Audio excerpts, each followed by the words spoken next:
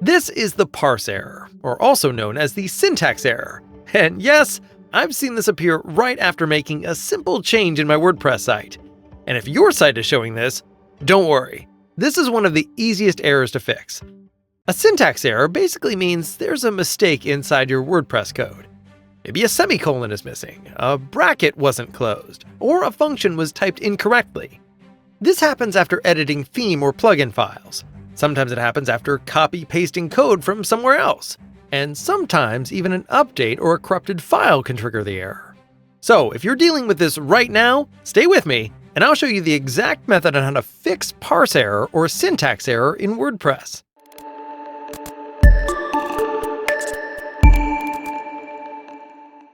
Hey guys, it's James from GigaPress.net. Before you can fix a parse error in WordPress, the first thing I recommend is to identify its source. WordPress usually tells you the file name and the line number right on the error message.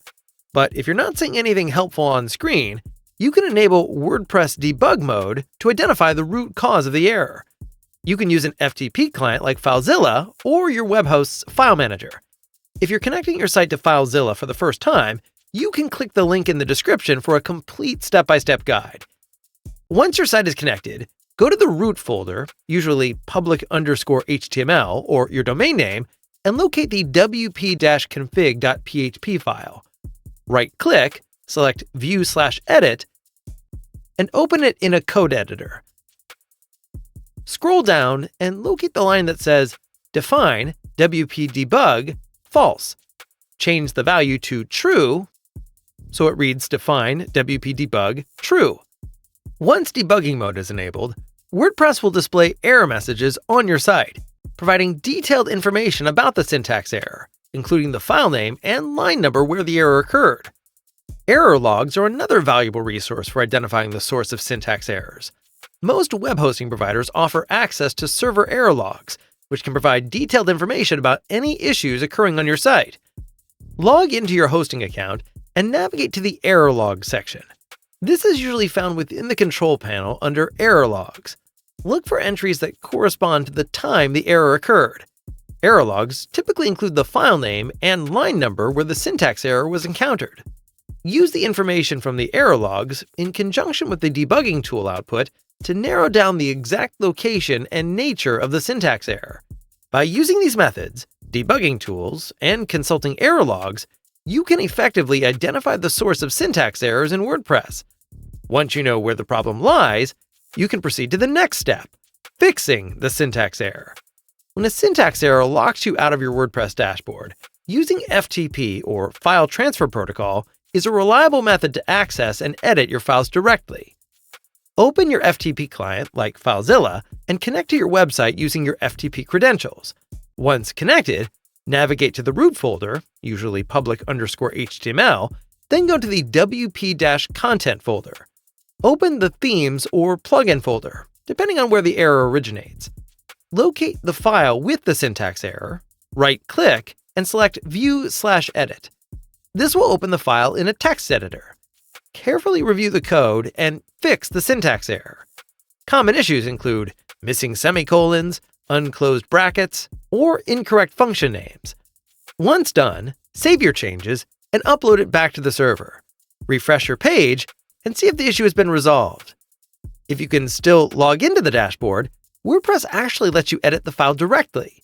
Go to Tools, select Theme File Editor or Plugin File Editor, and open the file that WordPress mentioned in the error message.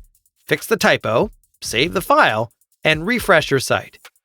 If you're unsure what to fix, or if the error came from a file you never touched, restoring to the previous version is a quick solution. Log into your hosting account. Then go to Backup/Restore, and then click Restore Backup. Or you can use a backup plugin like Updraft Plus. After installing Updraft Plus, go to its settings, configure your backup schedule, then go to the Backup/Restore tab and restore a previous version of your site. This ensures your website truly goes back to the exact state before the issue happened. Updraft Plus will now retrieve the backup files. Once files are ready, Updraft Plus will show a success message. The backup has finished running. Once the restoration is complete, refresh your website to ensure that it's functioning correctly without any syntax errors. After successfully fixing the syntax error, make sure to clear your browser cache.